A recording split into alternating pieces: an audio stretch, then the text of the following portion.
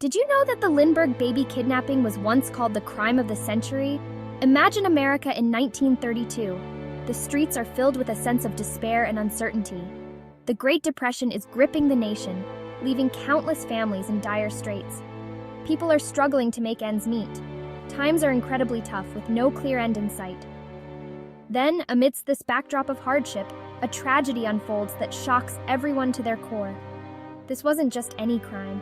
This was deeply personal and heart-wrenching. This was the kidnapping of Charles Lindbergh Jr., the beloved son of the famous aviator. Charles Lindbergh was more than just a pilot. He was a national hero. He was the first to fly solo across the Atlantic Ocean. Everyone knew his name and everyone adored his family. So when his 20-month-old son, Charles Jr., vanished from their home, it felt like an attack on America itself, a blow to the nation's heart. Newspapers rushed to cover the story, filling their pages with every detail.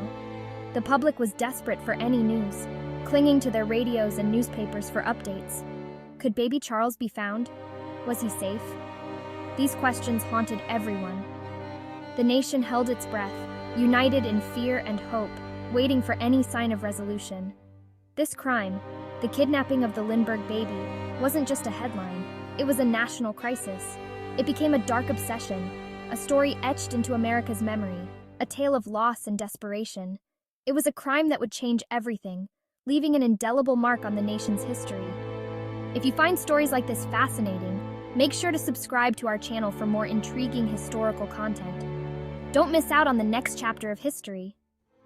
It was a cold Tuesday evening in New Jersey, the kind of night where the chill seeps into your bones. The Lindbergh family was at their secluded country home, nestled in the quiet countryside.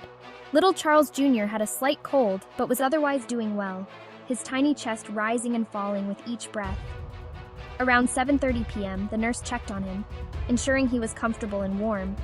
He was sound asleep in his crib, wrapped in a cozy blanket, oblivious to the world outside. By 10 p.m., something was terribly wrong. The house was eerily silent, a sense of dread hanging in the air. The nurse returned to check on Charles Jr., but he was gone. The crib was empty, and a window was open, letting in the cold night air. A ransom note lay on the windowsill, its words chilling. Panic set in as the reality of the situation dawned on everyone. The news spread like wildfire. Charles Lindbergh's baby had been kidnapped. Police swarmed the estate, searching for any clues. Fingerprints were taken, and the investigation began in earnest. The ransom note was analyzed meticulously, every word and letter scrutinized for hints. But the kidnapper, like a ghost, left a little trace. Days turned into weeks and hope began to wane. The nation waited with bated breath, each day bringing a mix of hope and despair. The Lindberghs were willing to do anything to get their baby back, their hearts heavy with worry and fear. They cooperated with the kidnappers, even though it was risky, hoping against hope for a safe return. They just wanted little Charles home, their family whole again, and the nightmare to end. The investigation was massive, involving countless hours and resources. Every lead was chased, every whisper investigated, no matter how small or seemingly insignificant. The ransom note, full of misspellings and strange grammar, became a crucial piece of the puzzle, a key that might unlock the mystery. Who wrote it? What did it mean? These questions haunted the investigators. One name kept coming up, Bruno Hauptmann, a man who seemed to fit the profile. He was a German immigrant, a carpenter with a criminal past, which made him a prime suspect. He matched the description of a man seen near the Lindbergh home, adding to the suspicion. And crucially, some of the ransom money was traced back to him, a damning piece of evidence. The evidence seemed to point to Hauptmann, but many doubted his guilt, questioning the integrity of the investigation. Was he really the mastermind? Or was he just a pawn in a bigger game? Conspiracy theories swirled, adding layers of complexity.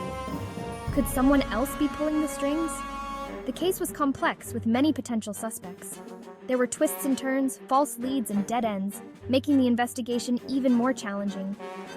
It was a puzzle that no one could seem to solve, a mystery that eluded even the best minds. And all the while, the fate of little Charles remained unknown, a haunting question that lingered in the air. The trial of Bruno Hauptmann was a media sensation. Newspapers couldn't get enough of the story. Everyone had an opinion. Was Hauptmann guilty? Was he innocent? The world watched and waited anxiously for the jury's verdict. The prosecution presented its case meticulously. They had the ransom money, they had eyewitness accounts, and they had Hauptmann's handwriting, which matched the ransom note. It seemed like a strong case. Hauptmann maintained his innocence throughout.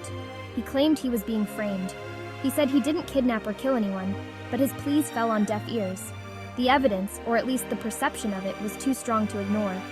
In the end, the jury found Bruno Hauptmann guilty. He was sentenced to death by the court.